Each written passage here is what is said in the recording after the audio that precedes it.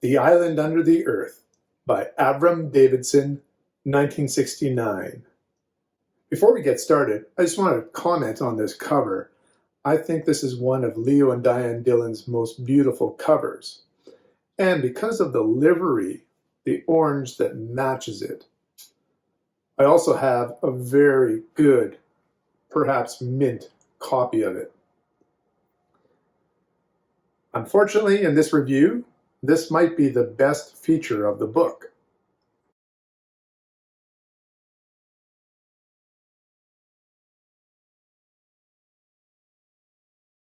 I actually wonder why Terry Carr picked this book for the Ace Science Fiction Special Series 1. This is the 17th book in the series, and it's the first book that I would say is not science fiction. It's completely fantasy. Now, there's a lot of people who like fantasy, but if you're looking for science fiction and you see science fiction on the cover, that might be what you expect, or at least components of science fiction in the story. The second thing that I'll say is this is a very good writer, but I don't think this work is the best representative of his work. Avram Davidson has won Hugo and Nebula Awards, as well as the Edgar Award in Mystery. But here's another problem I have with this novel. It is conceived as the opening novel of a trilogy. And in fact, inside,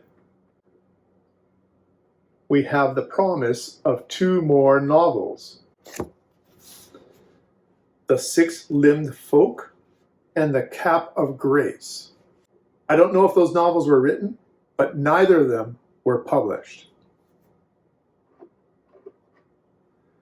So what we have here is something like an episode of TV where you think, they moved a lot of the puzzle pieces of the show around. There's a bit of a cliffhanger ending, but really not much has happened in the episode. Let me read you some descriptions of this novel.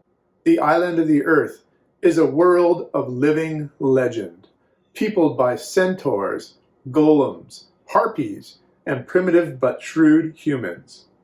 All this in a mysterious realm of starflux and earthflux, closer to the primordial chaos than the world we know, and told in a style at once familiar and fantastic, homely and horrific.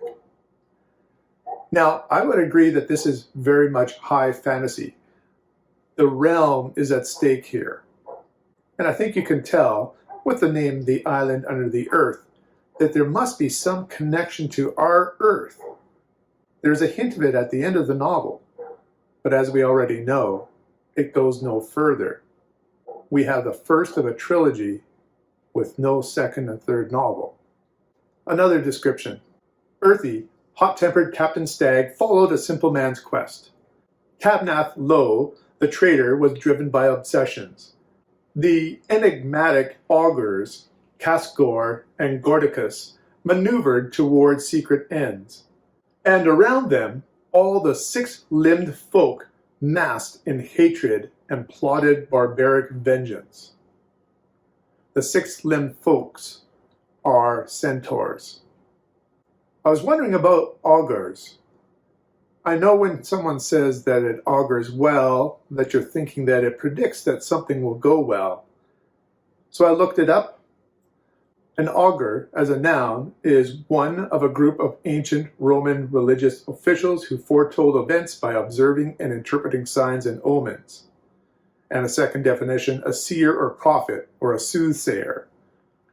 This is exactly what the augurs in this novel are. Many characters are introduced in this novel. There are some interesting situations. There is a thief in the middle of the novel that we have perhaps about 10 pages about that is fascinating, and then we don't see this thief anymore in the novel. We have an ancient centaur near death. Captain Stagg comes upon him and helps him and gives him wine. This centaur could be a centaur of legend. There's basically a war between the centaurs and humans. So this act of kindness reminds me of the biblical story of the Good Samaritan. helping your enemy. Avram Davidson builds a beautiful world. Lots of small stories, interesting characters, beautiful writing. But there's no overarching story. There is no conclusion. The reader is left wondering what just happened. So I find this very perplexing. I don't know if Terry Carr knew whether or not there were manuscripts of the next two novels, and whether they just didn't go forward because this novel didn't have the success that they were hoping for. There is one more Davidson novel in the A Science Fiction Specialist Series 1. I hope it is a lot better than this one. In some ways, Avram Davidson reminds me of R.A. Lafferty, who I read earlier in this series. Beautiful writing, but no clear overarching story. Both R.A. Lafferty and Avram Davidson have their devoted fans. AvramDavidson.com is a website devoted to his work, created by his fans. So I've described R.A. Lafferty as a confounding science fiction writer. For me, Avram Davidson is a perplexing one. I think it's perplexing in particular because this isn't science fiction. It's a high fantasy novel. There are a lot of promising elements in this story, threads that you would want to see brought through to a conclusion. But sadly, there won't be any conclusion. I give it 5 out of 10.